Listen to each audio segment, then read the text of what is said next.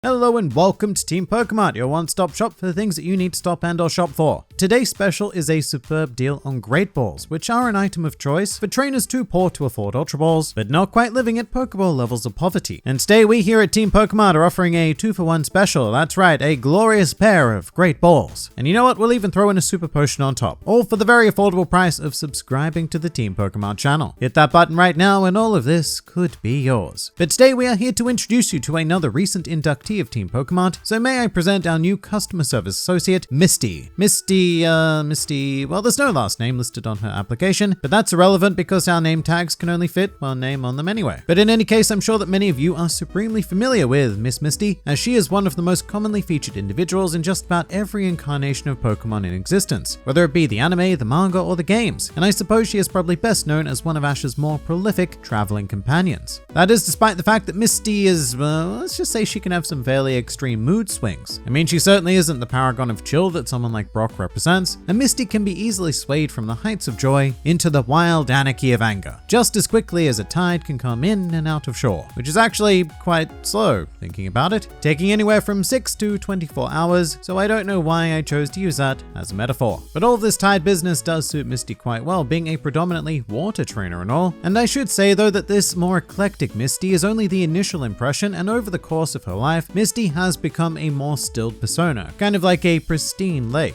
A pristine lake that is still prone to copious levels of complaining, particularly when it comes to the ever-touchy subject of love. And this is especially evident in regards to a certain Ash, as Misty does tend to display some very visible jealousy whenever Ash interacts closely with another, often equally as underage lady friend. And speaking of underage, Misty begins her tenure in the Pokemon anime series at the ever-concerning age of 10 years old. Just like Ash actually, because this is a world where negligent parents are very much the status quo. In fact, I don't even know how you could call yourself a parent if you did not kick your child out of the house at the tender age of 10. Although, to be fair, Misty's parents, who were leaders of the Cerulean City Gym, actually abandoned Misty and her 3 sisters at an age far younger than 10. In fact, Misty was roughly this big when they left, and the only stated reason for this is allegedly due to harsh gym leader duty regulations. Which, you know, as a local manager of Team PokeMart, I've seen an awful lot of absurd regulations and red tape, but not once have we instituted a policy of child abandonment. Well, except for that one unfortunate time, but I am legally forbidden from talking about that. In any case, I think this may technically make Misty the youngest gym leader featured in Pokemon, given that she effectively inherited the role as a toddler, but more realistically, this left a supremely small Misty to be raised by her 3 sisters, Daisy, Violet, and Lily, all of whom were notably named after flowers, whilst Misty was named after a cloud of tiny water droplets that tend to infuriate people. Just kidding, of course.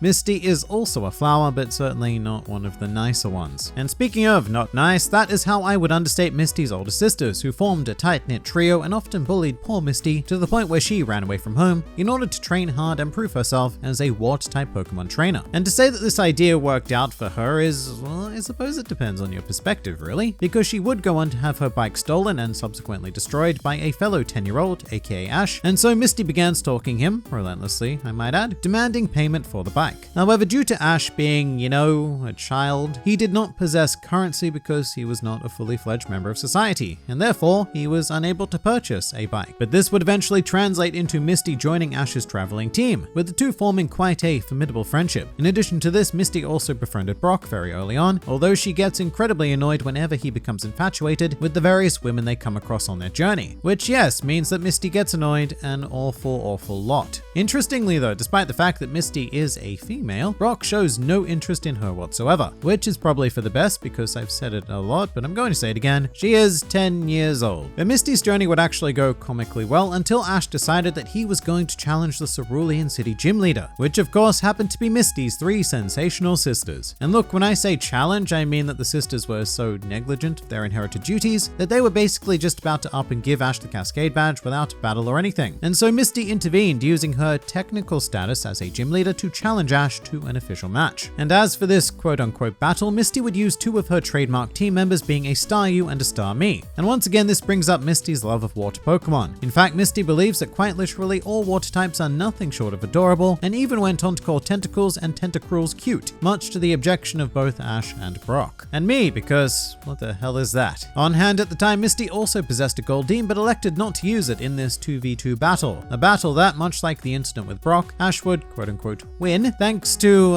what would you call it this time? I suppose grand incompetence of the gym leaders. Basically, Team Rocket interfered, as they often do. Ash and Pikachu saved the day, hooray. And so Misty's sisters gave Ash a Cascade badge as thanks for saving them, which is sort of like the equivalent of me saving a university and them rewarding me with a doctorate of clinical psychology. I didn't actually do anything to earn that PhD, which is actually one of the many reasons why I'm still currently working at a Team PokeMart, but I would have had it anyway. And so an increasingly disgruntled Misty once again left the gym to travel with Ash because remember, he still had not paid for her bicycle. Along the way though, Misty would amass quite a collection of Pokemon, managing to attain a Horsey as well as a Psyduck, the latter of which had quite a personality and would often pop out of its Pokeball whenever it so felt like it, causing Misty endless frustration, but at the same time she absolutely adored Psyduck, as with all water types, and he would become something of a signature Pokemon for her. Well, until the egg came along, that is. An egg that would hatch into a Togepi and spend an incredible amount of episodes just nestled in Misty's arms because it was a baby Pokemon, and thus it needed some classic infantile nurturing before going out into the world, which it would, very sadly, during the Ruby and Sapphire era, where our band of trainers stepped into the Togepi paradise, and in order to protect said paradise from a bad pointy mustache guy, Togepi would evolve into a Togetic and decide to stay behind and be the guardian of paradise. However, being the gun she is, Misty has actually gone on to accumulate a fair few more teammates, including a Poliwag that would evolve all the way into a Politoed, as well as a Corsola that is still with her to this very day, and several more. However, the last one of note would be a mighty Gyarados, and she would stumble upon this Gyarados after returning to Cerulean City because her sisters are terrible managers and more or less abandoned their family gym to go and travel around the world, much like their parents did actually, so I guess this is a fairly common course of action in this world. But upon returning to the gym, Misty discovered a freshly evolved Gyarados, which was kind of awkward because I didn't mention this until now, but it did come up in our Team PokeMart background check that Misty once had Gyarados phobia, an extraordinarily specific condition that researchers are convinced has only ever affected one person in this world, and you are currently looking at her. She's also afraid of bugs, like very afraid of bugs. I didn't mention that earlier either, but bugs really weird her out, even if they are Pokemon. And with that in mind, I should probably make sure that she stays out of our stock area then.